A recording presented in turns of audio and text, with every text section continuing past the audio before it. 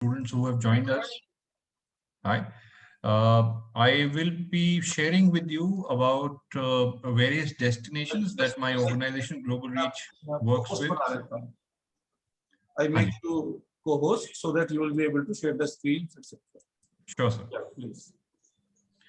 So I have prepared a small presentation that basically details out all the countries that my organization works with and how you can apply, what is the entry process, and what are the advantages of various countries, various destinations that may be useful for you. So I'll quickly share my screen over here.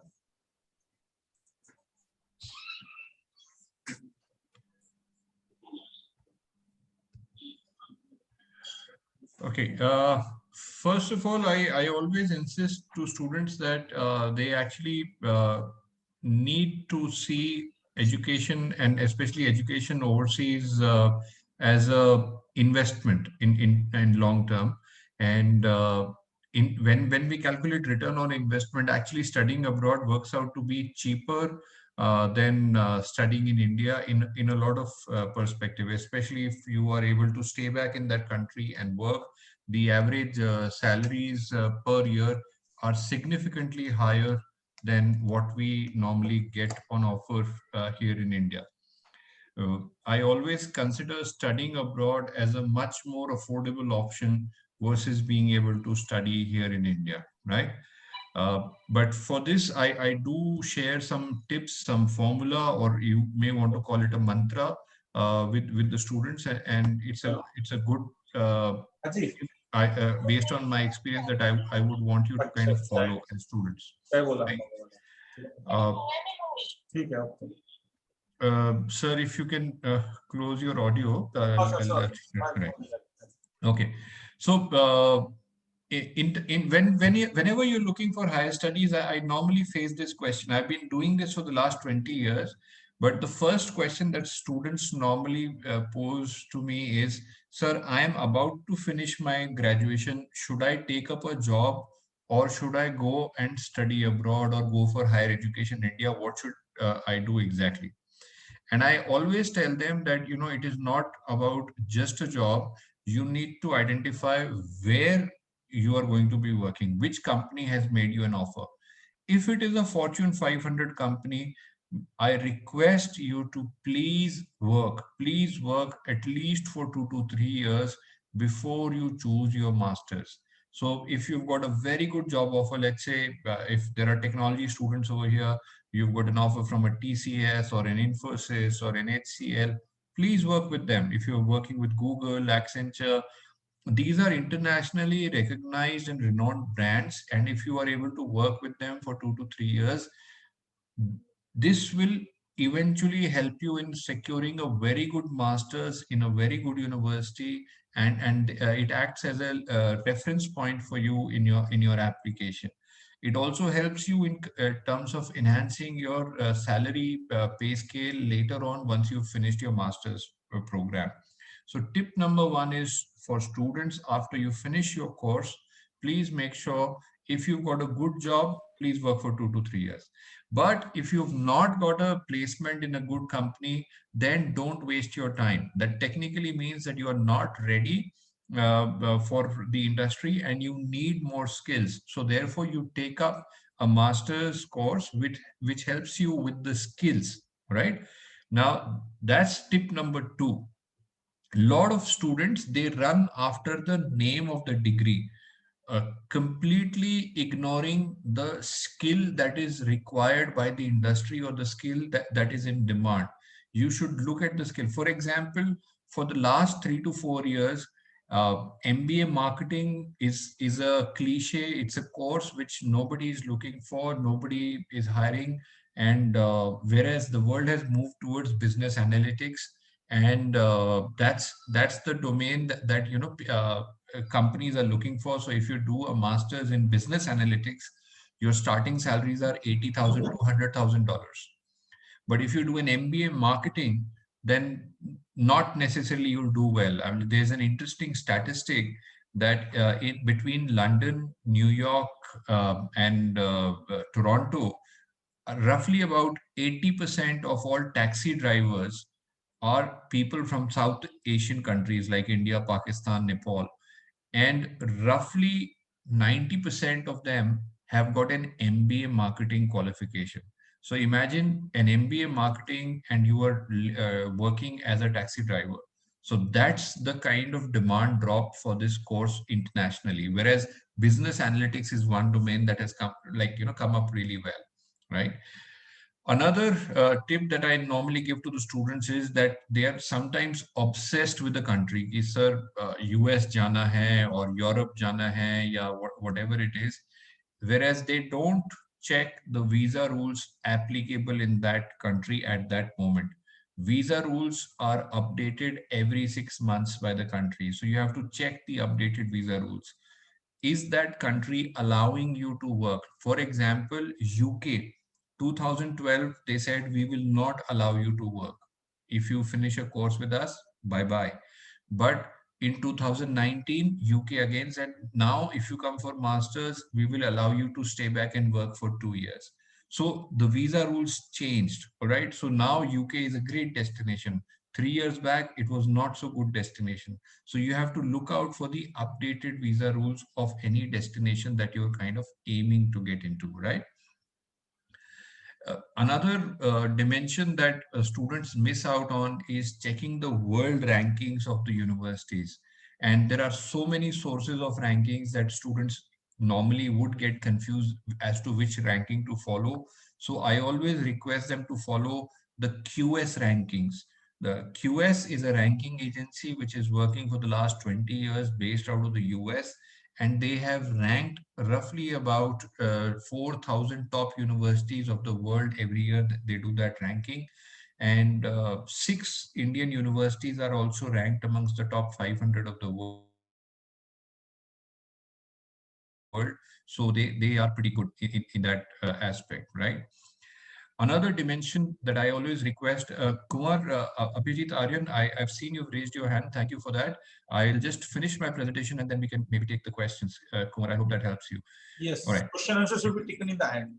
Right. So, if you students ignore checking the budget because they feel that I'll take an education loan. The trouble with an education loan is there are certain eligibility criteria. They are not offered for diplomas. They are offered for degrees. The ranking of the university is a criteria. Employability is a criteria. The civil score of your parents, the income profile of your parents is a criteria. The market value of your property is a criteria. Whether your property is already under a home loan or not is a criteria. So there's a whole range of check that you need to do in terms of your budget. If you need a scholarship, then you need to choose a university or a destination that is offering you a scholarship. So you need to check all of this before you kind of zero in on a university or a course, right? And again, many students say, and especially after COVID, we have started receiving a lot of inquiries wherein students say that I want to go abroad and I want to settle down abroad. I don't want to come back to India. Again, there I request the students to check the visa rules. There are certain countries that are welcoming for Indian passport holders to stay back and settle down. Others are not so welcome. Like, for example, Canada, Australia, New Zealand, they have a very well-defined immigration route for Indian passport holders. Other countries, it is not so well defined. In certain countries, there are complications. In certain countries, we are not so welcome. So that is how we have to kind of, check that which, if I want to settle down, then I have to look forward to a destination that allows me to settle down, right? And last but most importantly, I always request you that many students, they base this entire discussion either on the basis of whatever their classmate has told them, or a friend of friend has told them, or some uncle G somewhere has told them, or mother's friend has told them. Anybody who's guiding you please need to check their credentials. If somebody has never been to the US themselves, or Canada themselves, has not studied internationally, how will that person be able to guide you in terms of what is the advantage or disadvantage in terms of studying? If somebody has never worked in the corporate sector, has never even cleared an interview of the corporate sector themselves, how will that person be able to guide you? So what is the qualification of the person that you are taking guidance from? What is the travel history of that person? Please make sure that you check, right? So these are small basic tips we need to kind of follow if we want to have a successful outlook, right? I have also zeroed in certain destinations which are really popular with Indian students.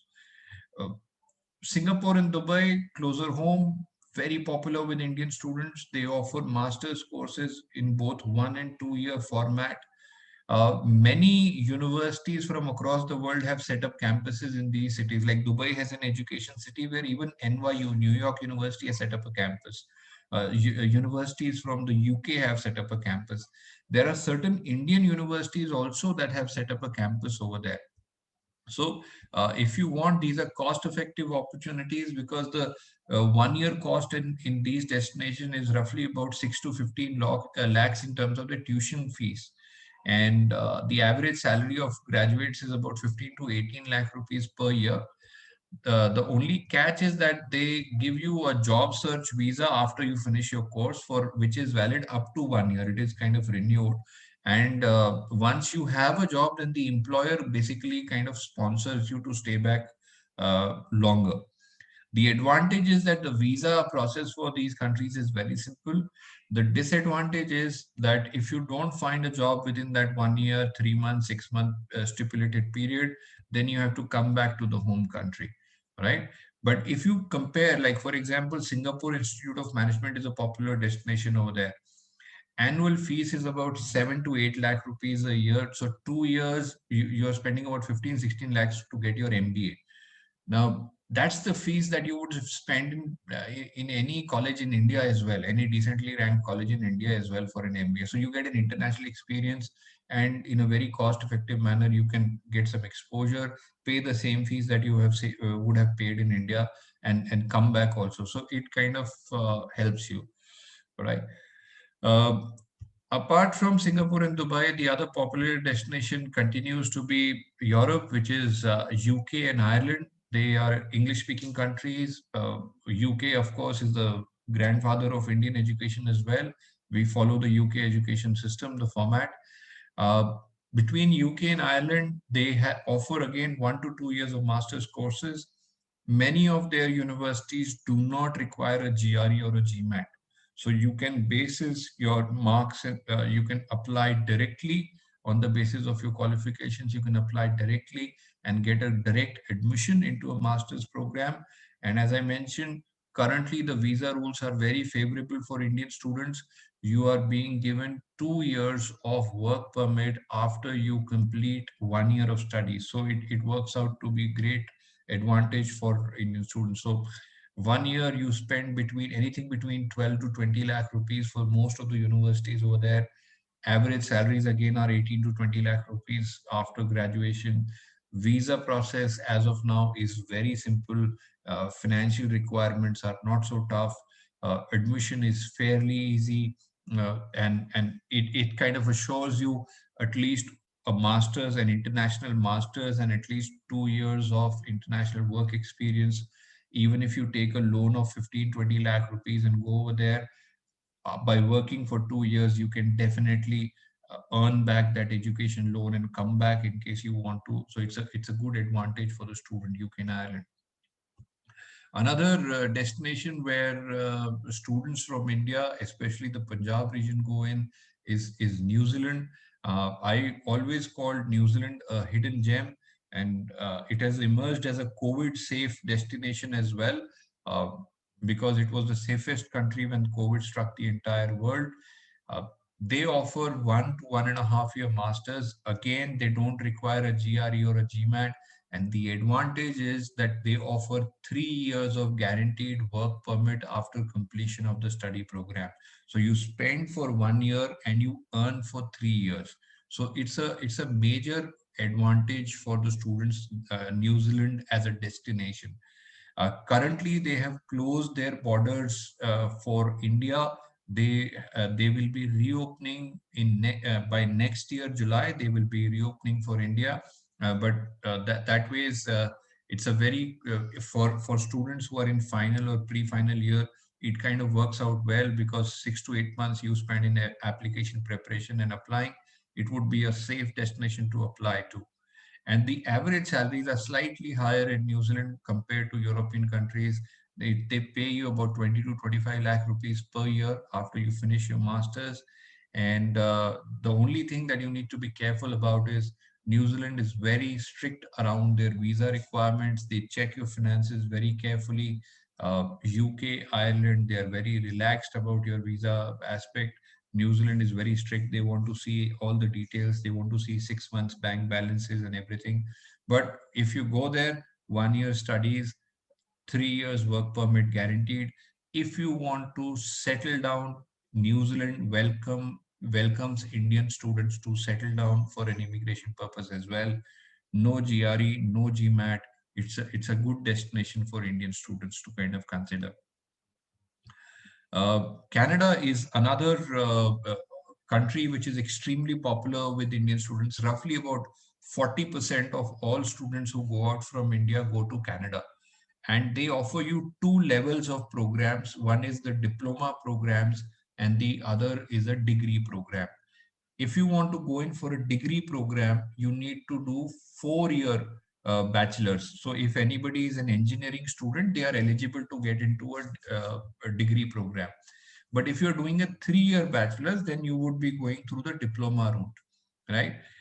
If you do a 1 year diploma, you are given a 1 year work permit after that. But if you do a 2 year diploma or you do a 2 year master's degree, you get a 3 year work permit in Canada as well. Some of the top universities require the GRE GMAT, but most of the other universities and all the diploma colleges, they don't need a GRE or a GMAT. They are happy to take you on board, right? Diplomas are relatively cheaper. They cost you only about 8 to 15 lakh rupees a year, and degrees are slightly more expensive. They cost you about 12 to 30 lakh rupees a year, right? But the difference between a diploma and a degree is a diploma is recognized only within Canada. A degree is globally recognized. It is recognized in US, in India, anywhere. A degree will be universally recognized. A diploma is recognized only within Canada. But whether you study diploma or degree, you can still settle down in Canada, no problems. Salaries are good, 20 to 25 lakh rupees per year after finishing your studies. But again, English and financial requirements, the visa checks, they are pretty strict about it. And on an average, roughly about 80 to 83% student applications are successful. They have 18% visa rejection rate on a normal day. But many students, they normally get their visa through by the second attempt. So there's no harm in trying Canada as an option. Then, of course, we come to Australia as well. Australia, again, is a destination. So New Zealand, Canada, and Australia, these three destinations are welcoming Indians to study, work, and settle down. So it's a good option. They offer only 2 year master's courses to Indian bachelors. They recognize a 3 year course. So if you've done a 3 year BBA or a BCA, you are welcome to come into a master's degree. The Canadian complications are not there. They don't need a GRE or a GMAT, and they offer up to 4 years of work permit after you complete your city studies over there. It depends on the city where you have studied. Like, for example, if you go to Sydney, Melbourne, or Brisbane, they give you 2 years of work visa. But if you go to their capital, Canberra, they give you 4 years of work visa. So it all depends on where you have studied. 1 year cost ranges from 12 to 25 lakh rupees. If it's a 2 year cost, 24 to 50 lakhs, depending on the university that you choose. Average salary is about 25 to 30 lakh rupees per year. Their visa checks are also strict. So if you notice, countries which are allowing you to settle down, their visa checks are slightly stricter. Countries which are not allowing you to settle down, their visa checks are easy because they know that you will come, study, and go back. So they are not really interested in a long-term engagement with you. But countries where you are kind of open to the idea of settling down, they are checking your visa files a little more carefully, right? Then US, of course, India's number one choice as a destination for most of the students, a dream destination as they call it. Uh, uh, I would say that if you are a science, technology, engineering, or mathematics student, it's a great destination. They offer 2-year masters, but the good universities all require either a GRE or a GMAT score. Courtesy COVID, in the last 1 or 2 years, some of them have waived off, but normally it's only the bad universities that waive off. Good universities insist on a GRE GMAT score, so you must prepare for that. They give a 3-year stay back as part of the 36-month OPT program for STEM courses. But if you go for a non-STEM course, only 12 months of stay back is given to you. Depending on the university that you go in, 1 year cost ranges from 15 to 30 lakh, and the average salary is about 20 to 25 lakh rupees after graduation. Visa requirements are fairly strict, but currently for student visas, they are very open after Donald Trump has gone. They have become very liberal and they are happy to accept Indian students. So it's again to the advantage of the students. Uh, Another destination that we have received a lot of inquiries in the recent past is European countries like Germany, Norway, Sweden, and other Scandinavian countries, mainland Europe like France and Italy. And students are excited only about one aspect of it, that it is free. I do appreciate the fact that most of the universities in European mainland, they charge a very small fee or almost no fee. But please remember, we are Indians. When Reliance Jio started offering free SIMs, we actually had riots on the road. We had queues of thousands over there. So anybody from India who's finishing graduation is applying. So the boys from IITs are also applying to Europe, and boys from NITs are also applying to Europe. So your competition will be basically anybody from India looking for something for free. So the cutoffs for those free universities are fairly high, and many students do get disappointed with that. Also, in European countries, there are some challenges which students don't really kind of take note of. One is a challenge around language. I normally request the students, if you don't know the local language, don't go in over there. Stick to an English speaking country. Don't multiply your challenges. Europe is also facing a lot of terror activities. Your generation normally doesn't like reading the news. I request you to please focus on the news. There are terror strikes on almost a daily basis. To give you a statistic, 2020, France had 20 terror attacks. Jammu and Kashmir had 11. So that's the kind of difference between Europe and India right now. With the Middle East refugees going over there, a lot of part-time jobs have been taken up by them. Students are not able to get part-time jobs. The economy is kind of doing pretty bad. And due to COVID, countries like Italy, Greece, and others, they had massive impact on their healthcare systems and other things. So Europe, yes, education is cheap, but apart from that, it's not really what you see in the movies. A lot of challenges are there.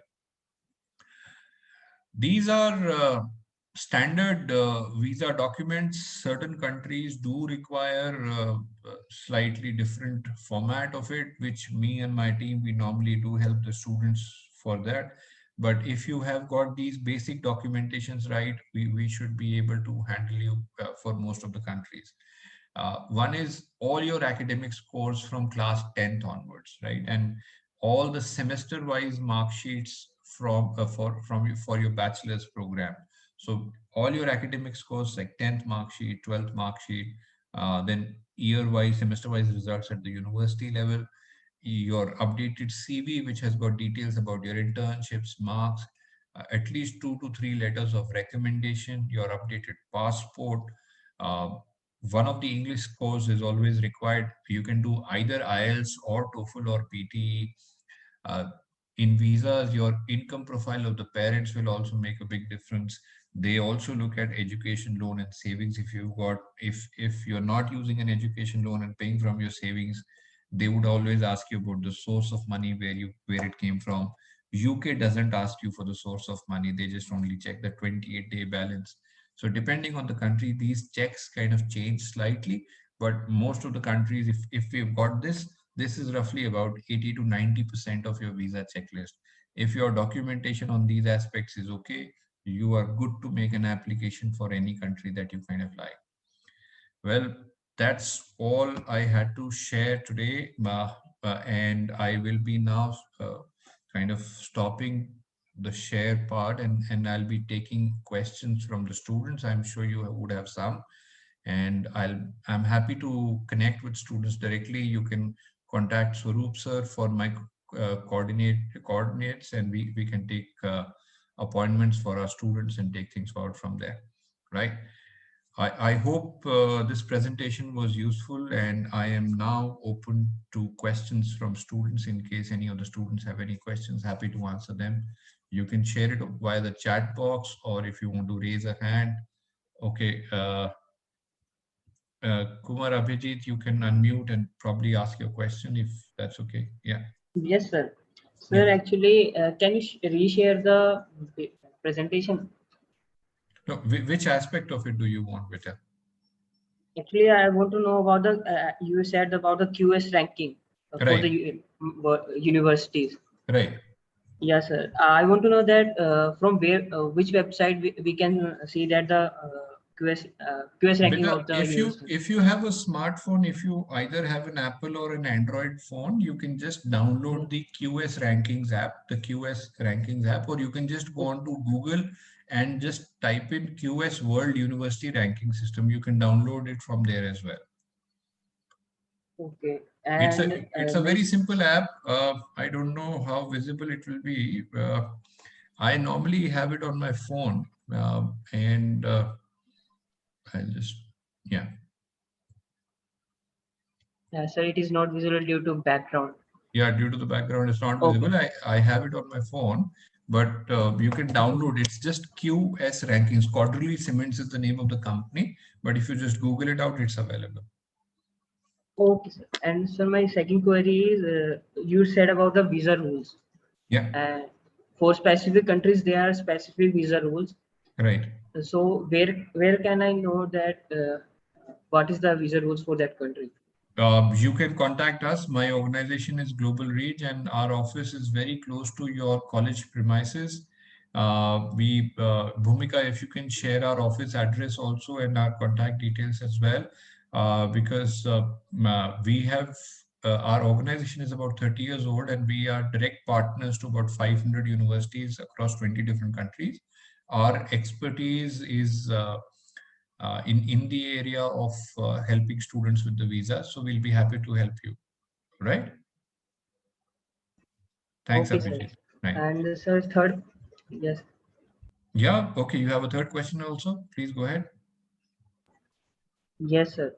Sir, actually, you told about the budget for the specific countries. Right. Actually, I have researched a lot, a lot. I have seen YouTube videos. If you know about Sing in USA, there is a channel. He is in USA, I'm sorry. basically. So I'll he told interrupt you about it. over there, beta. Okay, Okay, sir. now I do have my reservations about the way current generation of students undertakes the research on YouTube and other channels. For example, I get affected by cancer tomorrow. There is treatment for cancer available on YouTube, and there's a treatment for cancer available with a doctor. What do you recommend? I go to YouTube and start treating myself, or do you recommend that I go to a doctor? Sir, basically, I would recommend to know the knowledge what cancer causes and then go to doctor so that I am So not that you that. can question, so that you can question a doctor. Yeah, no, sir. Actually, I know that I don't feel danger about that cancer. I feel not Okay, depressed so that I have a cancer. that is Actually, what I'm saying. So we don't know the kind of sources that the information is being rooted from. People can mislead you. There is a lot of fake news and fake articles that are available on the internet. I would always stick to talking to the university directly and talking to the embassy officials or high commission and getting the visa details directly from the country rather than a third party or third resource. So if you have those individual queries, My colleague Bhumika has shared our contact details. You can book an appointment, and my colleague Bhumika can help set up an appointment, and we can give you uh, kind of full guidance in terms of your application and visa. And all our services are free of cost. We don't charge anything. It's absolutely free of cost service because we are direct partners to about 500 universities across the world. The universities pay us. The universities face another challenge with Indian students. They say that Indian students are so misguided and completely unaware that they don't know what it is in terms of studying in an international environment. So that ways I would encourage you to kind of come to us, talk to us. We'll help you. All right. Okay, Abhay, I'll move to the next questions. I've received a question on my chat box. Uh, One is, what is the cost of counseling, which I think I have answered that it is free of cost. Another question that I have received is, will backlogs affect admissions and acceptance? Yes, they do, because the way most of the universities calculate your marks is, let's say in the first attempt you got 30 out of 100, and the next attempt you got 70 out of 100 and you've passed. So they will calculate it as 100 out of 200. Like first attempt it was 30, plus second attempt it was 70, and you had taken two attempts, so it becomes 200, right? So that is how it kind of works out. So it becomes only 50% marks. So they ask the university for the detailed transcripts and the mark sheets, and they calculate marks for every attempt. So the number of repeats, backlogs, everything makes a big difference. Certain universities don't allow more than 5 backlogs. Other universities don't allow more than 10 backlogs, but they kind of have rules around it. So I hope that I have answered that question. I see Lakshay has raised his Yes, hand. sir. Yeah, so Sir, go ahead. we are Yeah, in our last semester and our exams might be in July or in June or July. So okay. what intake are we looking at? Is it January 21 or is September 20? Sorry, January 22 or September 22? Okay, so your exams are in July this year, right, Lakshay? June or July? We are not sure about that, but it's in June or July. Okay, so Lakshay, if you haven't already applied, always remember the process of admission takes about 6 to 8 months. Okay. Okay, so if you want, you can actually apply for the January intake right now, if you wish to. So what you will get is a conditional offer, which would say that, okay, final semester results awaited and everything else is in place. We are okay to kind of give you a conditional offer. You can start the application process right now. But if you want to wait till the end of your exams and then you want to apply, then 15th of September this year, the application window will open up for the September 2022 intake, and the last date to apply for September 2022 is 15th of December this year. So it's basically like about 12 to 9 months before the course starts, the applications get completed. And then by January, February 2022, they will give you the final offers for September 22. And then you have to pay the fees by April, May next year, and then apply for your visas for getting in time over there. So it's a whole process. If you wish to kind of plan, happy to assist you with that. Okay. So one more thing. If I'm having a backlog, and Yeah. it's going to be cleared in this by these papers, like we Right. are having in July. So can we apply or we have to wait for the last result? If you have backlogs, then I would recommend that you clear the backlogs and then apply it. So it depends on the country. Like for example, Australia doesn't care. They are happy to take your accept documents, and they will ask you to submit the final results later. For Canada and US, then you will have to submit the backlog certificates upfront because they need complete documentation upfront. So it depends on the country that you're applying to, right? Uh, Thank I you, sir. hope that helps you, Lakshay, right? Yeah. Thank you, sir. Okay, there's another question from Yash. Yash says one question. I don't know your question, Yash. Sir, Yeah, I have one question. Like yeah. if we apply for September 22 intake, then we have to wait for a final year result or it will be evaluated on a previous result, like No, if because you're IT applying, university result usually gets late. no, if you're applying for September 22, then you have time till 15th of December 2021 to finish your application. So you can apply. That's not a problem. September 22 ke liye you are well in time. Are you in final year, Yash, or are you in pre-final? No, I am in pre-final year, third year. Yeah, so if I you are will be in, completing my graduation in July or August next year. that is fine. So you can apply for September 22 intake this year on the basis of marks that you have got till now. You will be getting what is called as a conditional offer. They are saying that we are Okay. happy to give you an admission provided you maintain the same percentage going forward, Okay. right? Sure. Start. Thank you. And they give you some extra time to submit that also, right? Okay. There's Lakshay who says that I have heard we need minimum 2 years job experience after our undergraduate degree. Lakshay, there are some programs which are designed for people with work experience, and there are programs that are designed for freshers. So if you are looking for a master's program which is designed for people with work experience, then they're not looking only for 2 years of work experience, they're looking for 2 years of supervisory work experience. So that translates to about 3 to 4 years of work experience for you, but in good organizations, not in any organization. You need to make sure that you are kind of enrolling into a good organization. Similarly, if you want to apply, you can go in for masters which don't require any work experience. These are different programs. Again, we can help you identify these programs and take it forward. You can book an appointment. My colleague has shared those contact details with you. Samyak is asking, do you guide students to universities with which you are not affiliated to? Yes, Samyak, I'm happy to help with any university, but our website is there. You can reach out to us through our website also. Our partner universities are listed. Normally, you will find a university of your interest associated over there.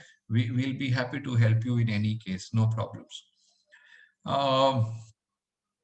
Lakshay, MBA market analytics. Again, I think you need 2 years of relevant work experience. I would request you to work in a relevant area before you apply for that course.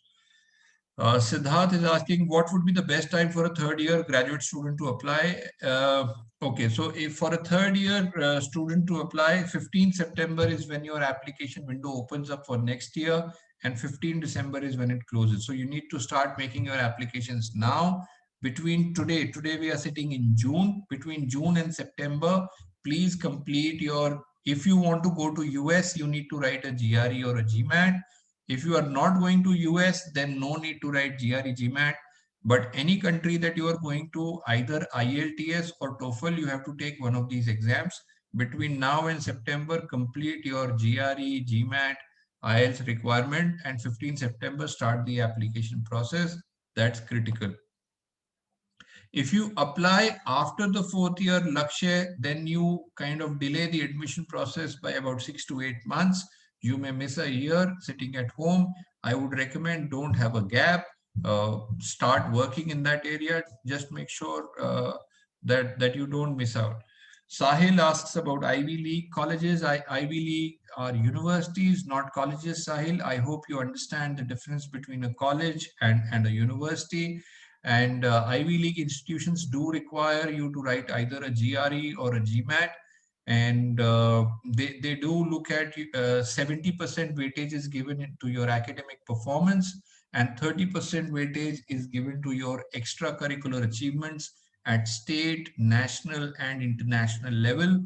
Then they also give a weightage to your volunteering and social work activities. So all of that becomes critical for your application, Sahil. I hope that helps. Right. Ishan is asking, service-based companies such as TCS worth getting experience from? Yes, Ishan, definitely TCS. I hope you are aware that one of the stakeholders of TCS is even the Singapore government. TCS is an internationally recognized brand, and they do kind of provide you a lot of trainings and growth opportunities. Clearing the TCS interview by itself is a process. If you get selected in the TCS organization, you are anyways part of the top 1% students across India who got selected rather than rejected. So it does help, right? Okay. And there's another question from Sahil. which is should a third year student BTech apply for GRE to pursue Master in Business Analytics? Yes, you can prepare and write for GRE because the GRE GMAT score is valid for 5 years. So anyway, so you can write your GRE in the first year itself or second year. Doesn't really matter. And because without a valid GRE or GMAT score, you can't apply, especially to the US and Canada. But other countries don't need a GRE or GMAT. If you're looking at UK, they don't need it. You can apply without a GRE or a GMAT score, right? A good GRE GMAT score depends on the university that you are applying to, and so basically that's where students lose the track. When you are applying, they are looking at your class 10th scores, your subject combination in class 12th. They are looking at your 12th scores. They're looking at your semester-wise mark sheets in your bachelor's. They're looking at what is your score in your technical subjects, non-technical subjects in your bachelor's, and then they look at your GRE and GMAT score as well, right? So yeah, it's not just a random figure, okay, GMAT 650 is good score or 550 is a bad score or 700 is better. They will look at the whole profile. So you need to come to a counselor and discuss your entire academic credential, not just one aspect of it. All right. Yes, US universities care if you can communicate in English or not. Samyak, they do because they don't want somebody who can't communicate in English to land up in US. That person will be a liability. So they make sure that you write the TOEFL, without which they will not issue you a visa. Last 2 years, they have ensured that you do take the online TOEFL IBT exam to make sure that you get the visa. Without that, they don't entertain. So it's very important that you have the right English communication skills. I hope that helps, Samyak. That's all as of now I have in terms of questions. Okay, there's another one from Ishan. Uh, Universities are allowing through class instead of IELTS into Sahil. That's a temporary arrangement that UK has undertaken as part of good that you know one of my students already. UK has undertaken this temporary arrangement as part of the COVID measures, but uh, what you have to understand is that with vaccinations happening and the testing, organizations also have come up with online home-based tests. They are asking for online home-based tests and all right. Okay. And for US applications, TOEFL is a preferred exam.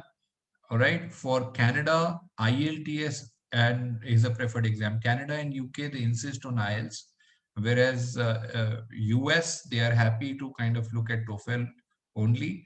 And whereas Australia is okay with any exam, whether it is IELTS, TOEFL, Singapore, Dubai, they are all okay with either of these exams, right? If your graduation percentage is good enough, GRE score is 300 plus, but earlier 12th percentage was less, is it going to affect our admission process? Yes, Sahil, it will affect your admission process.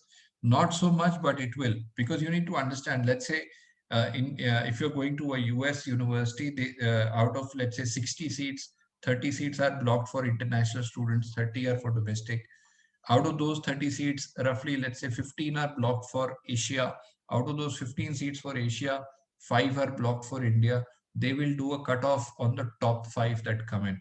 So that is how it works out, Sahil. So yes, every percentage that is there with you from class 10th onwards will affect you in terms of the application prospect. So normally when a child comes to me, what we do is we apply to 2 universities which are aspirational to the student, right? You know that this is what you should kind of aim for, or these are what we call as dream universities. And then we kind of choose 2 universities which are realistic looking at the student profile, and then we apply to at least 1 or 2 universities which are called reserve, or a kind of safety backup university for the students, where we know that student will definitely get an admission or maybe get a scholarship also. So that's how your application process is done, that when you submit all your documents, we work with you, identify the courses, and then we apply to a range of 6 to 8 different universities in different areas. That is how it is kind of taken forward, right? I hope that answers Samyak. Okay, fantastic. Sahil, I hope that answers your question as well. It's not just 1%, it's a holistic profile. That's how we kind of take it forward from there. Okay. Abhijit, your hand keeps on coming and going. So is there any other question that you need to ask? Yes, sir. Actually, Yeah. some top universities like Harvard and Standard require some kind of paragraphs. It's I called an have essay. It's researched, so called I an know that essay. they require some. It is called an Yeah, essay. essays. Essay. Yeah, So Abhijit. Yeah. yeah. So do you help in that help in that Yes, we writing do. the essays? We do help in writing the essay as well, but please understand, essay is only 10% weightage of the overall profile. 70% weightage is given to your academic profile. Out of that 30% weightage which is given to your extracurricular profile, it's the essays are a very small part of it, critical but small part of it, right? So yeah, we do help in the entire process, not to worry, right? Uh, So Sahil, I think you have very specific personal queries. We'll be happy to connect. So Sahil, I would request you to reach out to my colleague Bhumika. She has shared our phone numbers. Bhumika, you can share on the chat box our phone numbers again. Sahil, we can probably connect, and we don't charge anything, Sahil, for counseling or assisting you with the applications. We whatever the university charges you for the application, you just have to pay to the university. We will help you free of cost, no problems at all, right? So yeah, any other questions?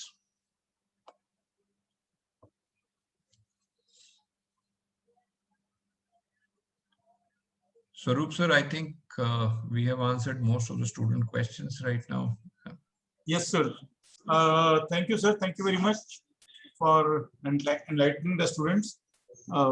Those who are really interested must have been benefited by this. So if any detail you require, you can contact Global Reach. Thank you.